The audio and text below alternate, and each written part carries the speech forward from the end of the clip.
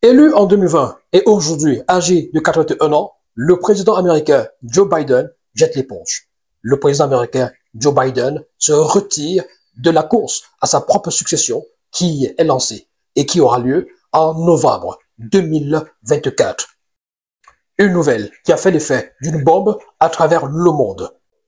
C'est une situation assez incroyable, une situation inimaginable dans beaucoup de pays africains devenus des monarchies, quasiment. Bonjour à tous et merci de regarder cette vidéo sur la page Facebook Yannick Okapa officiel et sur la chaîne YouTube La Vraie Actu TV. Dans cette vidéo, nous parlons du président américain Joe Biden qui se retire de la course à sa propre succession. Mesdames, Mesdemoiselles, Messieurs, les élections présidentielles auront lieu dans les prochains mois du côté des États-Unis d'Amérique. Le président Joe Biden, qui avait été testé positif au Covid-19 et qui était jugé comme plus du tout apte à pouvoir mener la campagne électorale, mais aussi à tenir pour un second mandat, a dû donc se désister au profit de sa colistière.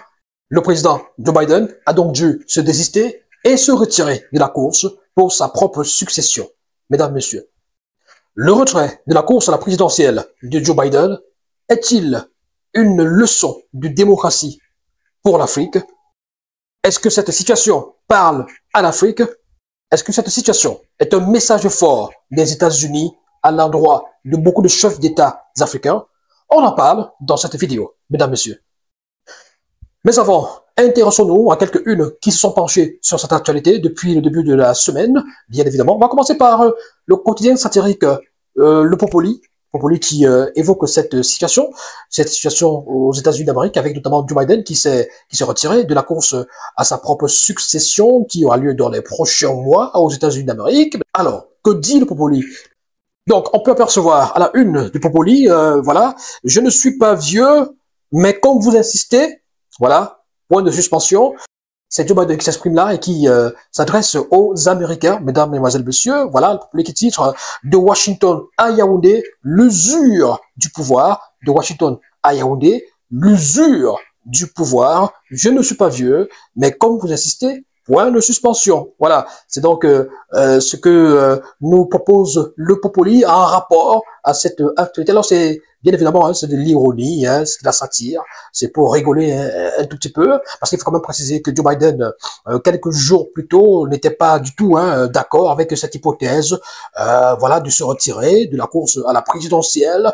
Il estimait qu'il pouvait encore tenir, parce qu'il y avait quand même beaucoup d'appels à sa démission, alors à son désistement, à son retrait de cette course-là, eu égard notamment à ce débat qu'il a eu avec Donald Trump, au cours duquel on a quand même aperçu quelques signes de faiblesse, d'essoufflement, de fatigue et même des pertes de mémoire de temps à autre. Voilà, raison pour laquelle beaucoup d'Américains et même dans le camp des démocrates appelaient Joe Biden à se retirer de la course à sa propre succession parce qu'on estimait qu'il n'a plus les aptitudes pour pouvoir justement mener à bien un second mandat.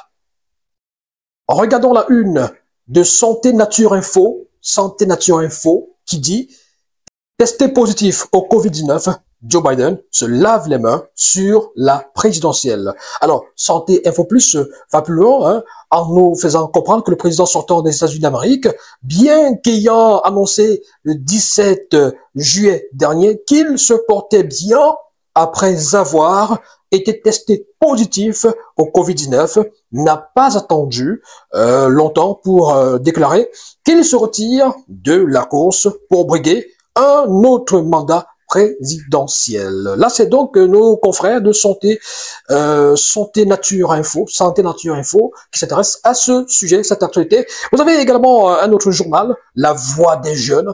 La Voix des Jeunes qui dit quoi? On va découvrir, notamment avec voilà, cette une retraite politique, le message fort de Biden à Bia. Le message fort de Biden à Bia. À 81 ans, le président américain Joe Biden renonce à sa candidature pour un second mandat de 4 ans à la tête des États-Unis d'Amérique. Une leçon de démocratie pour le président camerounais Paul Biya, âgé de 92 ans et au pouvoir depuis 42 ans. Alors, c'est pas moi qui le dis, c'est nos confrères de la Voix des Jeunes qui disent ça. Bon, voilà. Donc, c'est ce que nos confrères de La Voix des Jeunes nous disent. Mais vous avez quand même le journal L'Info à chaud, qui s'intéresse également à ce sujet, à cette actualité du côté des États-Unis d'Amérique, et qui titre malgré le retrait de la candidature de Joe Biden pour la prochaine élection présidentielle, point de suspension, le Cameroun, c'est le Cameroun. Eh ben oui, le Cameroun, ce n'est pas les États-Unis d'Amérique. Et le quotidien Info à chaud de nous préciser justement à son pied de une que suite à la non-candidature du président américain pour la prochaine élection présidentielle, des milliers de Camerounais se sont mis à rêver sur les réseaux sociaux et dans des chambres de la reproduction d'un tel scénario dans leur pays continent. Mais Paul Biya, malgré le poids de l'âge, semble déterminé à partager la force de l'expérience en 2025. Que décidera le peuple cette énième fois? Just wait and see. Voilà quelques-unes, mesdames et messieurs, parues ces derniers jours, ces derniers 24 heures, 48 heures, pardon, qui s'intéressent à cette situation du côté des États-Unis d'Amérique. Justement, vous allez au fur et à mesure voir défiler quelques autres unes qui s'y intéressent également et aussi quelques captures d'écran, notamment de sites d'information qui s'intéressent à cette actualité du côté des États-Unis d'Amérique. Alors, peut-on dire que cette situation parle au Cameroun, parle à l'Afrique de façon générale, parce que j'ai pas envie de me limiter seulement au Cameroun? Est-ce que cette situation de Joe Biden est un exemple, est une leçon de démocratie pour le Cameroun et pour l'Afrique de façon générale? Oui et non. Oui et non. Pourquoi? Je commence par le non. Non parce que fondamentalement, chaque pays, chaque nation, chaque peuple a son fonctionnement, a ses lois et a sa philosophie, a son idée de la démocratie. Il faut quand même préciser que Joe Biden est âgé de 81 ans. Il a été élu il y a 4 ans et il présente depuis peu des signes de faiblesse et d'essoufflement. Alors quand je dis depuis peu, c'est peut-être un euphémisme que de le dire parce que dès son élection, déjà même avant son élection, on savait que Joe Biden était âgé. Il était âgé à cette époque-là de 77 ans, Joe Biden. Aujourd'hui, il a 81 ans, donc ça fait 4 ans, il était âgé de 77 ans à cette époque-là. On se rappelle encore que quelques semaines, quelques mois après son élection, on a vécu cet épisode de l'avion où Joe Biden a pratiquement chuté lorsqu'il embarquait. Il a failli tomber et on avait imputé ça au poids de l'âge aussi. Donc à ce niveau, est-ce que c'est une surprise déjà? Non, c'est pas une surprise. C'est pas une surprise de voir Joe Biden finalement se retirer parce que ces derniers temps, on a beaucoup épilogué sur l'état physique de Joe Biden, sur la santé de Joe Biden. Et il faut également préciser que de ce côté-là, le bulletin de santé du président de la République est quand même connu. Donc, quand le chef d'État a un problème de santé, bon, ça se cache pas, on sait au moins, on communique dessus. Joe Biden a été testé positif au Covid-19. Voilà, Covid-19 qui existe encore, curieusement, qui sévit encore, bon voilà. Et donc, ça peut également justifier son état de santé et son essoufflement qu'on a pu observer, notamment au cours de ce débat télévisé avec Donald Trump, où ça n'allait pas du tout. C'était, on se rappelle qu'il n'était pas du tout en forme. Il n'était pas en forme ce jour-là. Et ce n'est pas passé inaperçu, parce que c'était un cas parmi tant d'autres. Ce débat télévisé, finalement, était un cas parmi tant d'autres, parce que Joe Biden, sur le plan physique, voilà, on sent qu'il est fatigué, on sent qu'il n'est plus en forme, et on sent qu'il ne peut plus tenir facilement. Voilà. Donc, à ce niveau, qu'il démissionne, ou alors qu'il se retire, parce qu'il n'a pas démissionné, il se retire juste de la course à la présidentielle. Donc, il continue à être président de la République jusqu'à ce que les prochaines élections aient lieu et que l'investiture du nouveau président ait lieu, qui est donc cette passation de service. Voilà. Donc, il continue, mais sauf qu'il ne sera plus candidat pour être, une fois de plus, président de la République. Donc, cette situation, quelque part, vu le contexte, vu la santé du président de la République, Joe Biden, était pratiquement inévitable, inéluctable. Joe Biden, est-il content, est-il fier, est-il même d'accord de se retirer? Je n'en suis pas si sûr. Parce que, justement, comme l'ont illustré certains journaux que nous avons parcourus tout à l'heure, Joe Biden n'était pas du tout d'accord à ce désistement.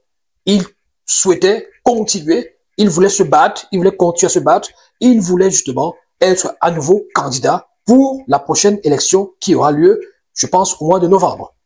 Donc, une fois que dans son camp, ses propres alliés, ses propres militants, sympathisants et autres ont levé la voix pour dire, pour conseiller à Joe Biden de se retirer parce que on avait du mal à le voir tenir pour un second mandat, on avait peur du pire, on a préféré miser sur la jeunesse, miser sur Kamala Harris, qui, de l'avis même de beaucoup de démocrates, aurait beaucoup plus de chances de battre Donald Trump que Joe Biden s'il se présentait à nouveau. Donc, il faut comprendre qu'il y a aussi beaucoup de calculs à ce niveau-là. Kamala Harris, qui a des origines diverses et qui représente aussi la diversité, et donc qui, de par son profil, peut avoir beaucoup plus de chances même de remporter l'élection devant Donald Trump. Parce que l'électorat noir, l'électorat d'origine indienne et africaine, etc., pourrait être séduit par le profil, par le personnage, la candidature de Kamala Harris. Donc, à ce niveau, il y a aussi peut-être eu des petits calculs politiques, des petits calculs politiciens pour que Joe Biden soit mis de côté ou alors soit forcé même à se mettre de côté. Parce que le Joe Biden, qu'on a vu là, qu'on voit là depuis pas mal d'années, déjà vieux, fatigué, essoufflé, face à Donald Trump qui affiche une allure et une forme olympique qui, d'ailleurs, a échappé à un assassinat il y a quelques jours et qui a aujourd'hui une image de martyr et qui même après cette tentative d'assassinat a affiché un comportement, on avait dit, de héros ou de super-héros, de quelqu'un qui n'a pas peur de la mort, qui est vigoureux, qui est vif, qui est dynamique, qui a de l'énergie. Ce sera quand même difficile pour Joe Biden d'affronter un tel adversaire. Quelques semaines avant, quelques mois plus tôt, quelques semaines plus tôt, l'hypothèse d'un désistement de Joe Biden n'existait pas, n'existait nulle part. Il a fallu le débat télévisé, il a fallu la tentative d'assassinat de Donald Trump, il a fallu que des gens se rendent compte que ça ne va plus, ça ne va pas. Bon, c'est vrai que le Covid-19 est venu aussi augmenter cette méfiance-là, mais je dis, si, pour ma part, vous me posez la question de savoir si Joe Biden a s'est mis de côté de sa propre volonté et s'il était content de se mettre de côté, je vous dirais non. Je vous dirais non, parce que tout le monde aime bien le pouvoir, tout le monde aime bien rester au pouvoir et tout le monde a des ambitions. Et ne pas pouvoir justement réaliser vos ambitions, ça ne vous rend pas toujours fier. Parce que je suis sûr que Joe Biden voulait aussi que l'histoire retienne de lui qu'il a pu diriger, gouverner l'Amérique lors de 2 mandats, qu'il a réussi à battre Donald Trump lors de sa première élection et aussi lors de la deuxième élection, et pour justement régner sur l'Amérique pendant 8 ans. Sauf que ce ne sera pas le cas.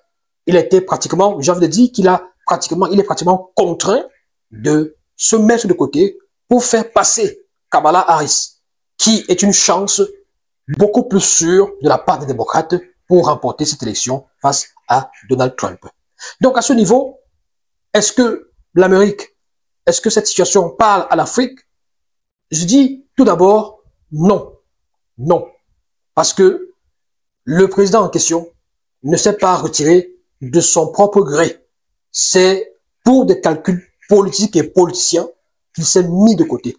C'est un peu comme sur l'axe lourd, une voiture qui va moins vite est obligée de se ranger pour céder le passage à une voiture qui est beaucoup plus rapide, qui va plus vite et qui a besoin justement de passage pour aller très loin. J'aurais été d'accord que c'est une véritable leçon.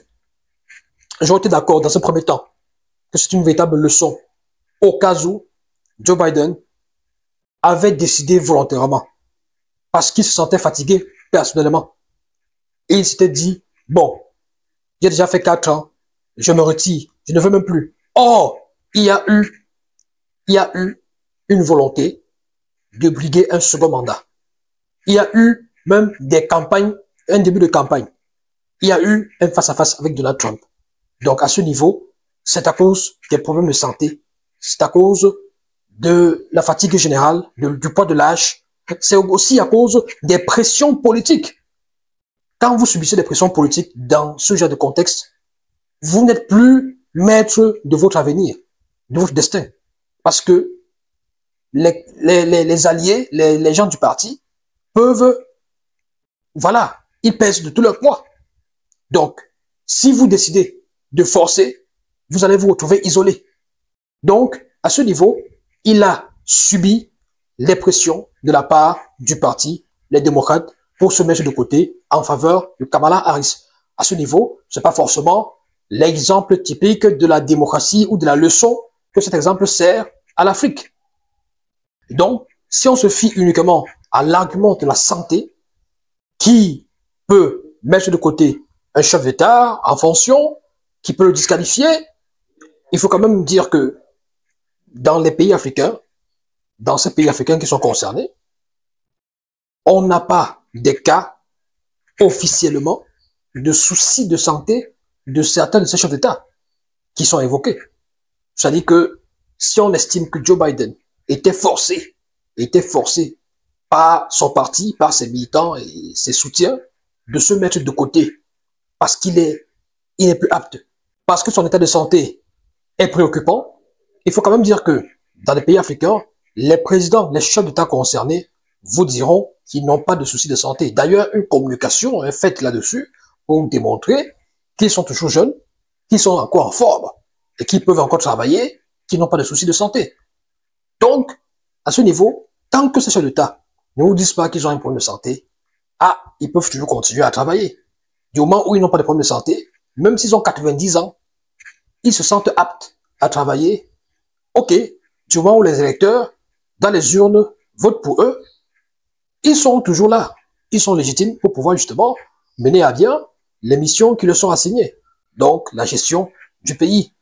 Donc, à ce niveau, pas forcément de leçons, pas forcément de messages à qui que ce soit. Parce que justement, pour ces pays africains, ces chefs d'État qui sont concernés, ces chefs d'État auxquels vous pensez là, auxquels vous faites allusion, ils ne vous ont jamais dit qu'ils ont des problèmes de santé. Bon. Ils sont jeunes. Ils sont encore en forme. D'ailleurs, ils assistent à des événements, à des cérémonies où, voilà, ils tiennent pendant un bon bout de temps.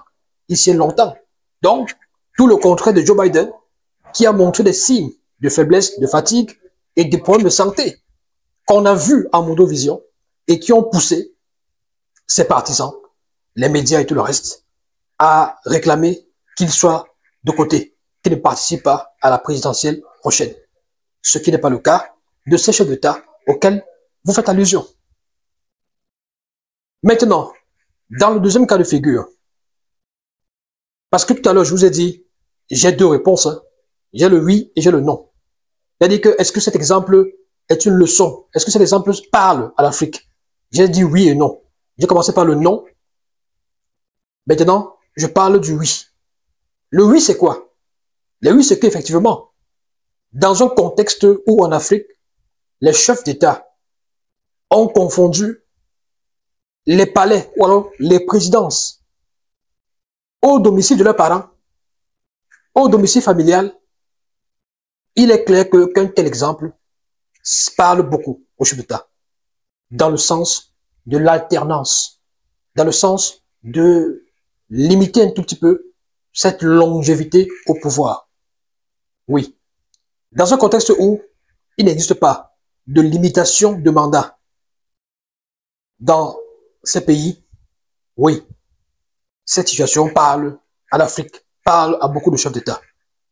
Dans un contexte où vous avez des chefs d'État qui sont là pour la plupart depuis plus de 20 ans, 30 ans, 40 ans, et qui ne pensent, ne songent pas, qui ne songent jamais à un jour se retirer pour aller se reposer, oui, cette situation peut parler, parle même à ces chefs d'État.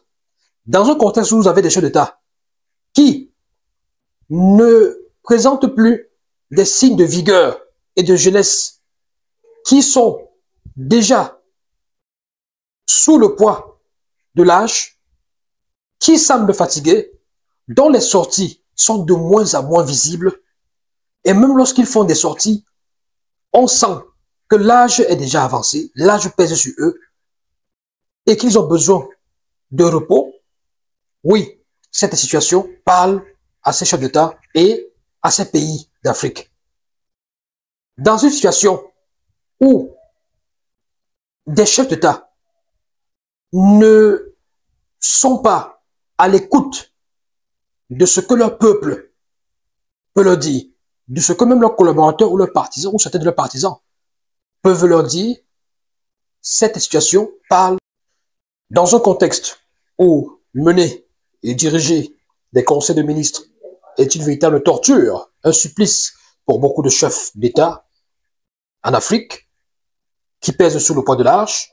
Bien évidemment, ce cas de Joe Biden qui se retire car se sentant fatigué et incapable de continuer à gérer les États-Unis d'Amérique. Et oui, c'est un cas qui parle à l'Afrique, qui parle à certains chefs d'État africains. On peut prendre comme ça une panoplie d'exemples pour illustrer le fait que, oui, la retraite n'est pas une punition. La retraite ou le repos, ce n'est pas une punition, ce n'est pas une torture, ça ne devrait pas être un calvaire. Quand on a passé un bon bout de temps à la tête d'un État, quand on a mis un certain nombre d'années à la tête d'un État, et quand on a vraiment travaillé, on se sent forcément usé, fatigué, non seulement par le poids de l'âge, mais aussi par le poids de tout ce qu'on a eu comme activité pour justement mener à bien la politique de ce pays, pour justement mener à bien la gestion de ce pays. Voilà. Vous savez, même la simple campagne électorale est un travail, est quelque chose, est un exercice compliqué à mener, compliqué à gérer. Pour les campagnes électorales, il faut faire des voyages. Il faut aller dans pratiquement toutes les zones où vous devez battre campagne. Dans certains pays africains, certains chefs d'État n'ont même plus cette force-là, n'ont même plus cette énergie-là de se déplacer, de voyager et aller battre campagne, aller organiser des meetings et être en face de leurs électeurs pour les assurer et pour les rassurer de ce qu'ils ont encore la capacité de diriger le pays. Dans certains pays africains, les chefs d'État vont donc déléguer des militants qui vont aller faire des campagnes à leur place, qui vont aller battre campagne à leur place. On ne les verra presque pas sur le terrain pour battre la campagne parce que il n'y a plus cette énergie, il n'y a plus cette santé, il n'y a plus cette jeunesse. C'est tout à fait naturel, c'est normal. Lorsqu'on a cet âge, pourquoi est-ce qu'on doit continuer à justement s'accrocher au pouvoir, sachant que on n'a plus les capacités physiques dues justement à l'âge qu'on a, parce que ce n'est pas un supplice, ce n'est pas une insulte ou un outrage que de le dire. À un certain âge, on doit penser à aller se reposer. On doit penser à profiter de la vie. Il y a une autre vie après la présidence. Il y a une autre vie après la présidence. Cette vie-là est douce, elle est tendre et elle permet justement de s'occuper de ses enfants, d'être avec sa famille, de profiter de la vie ou de profiter du reste du temps qu'on peut avoir. Aujourd'hui, Barack Obama, après 2 mandats à la tête des États-Unis d'Amérique, on a comme l'impression qu'il ne songe même plus à se présenter un jour.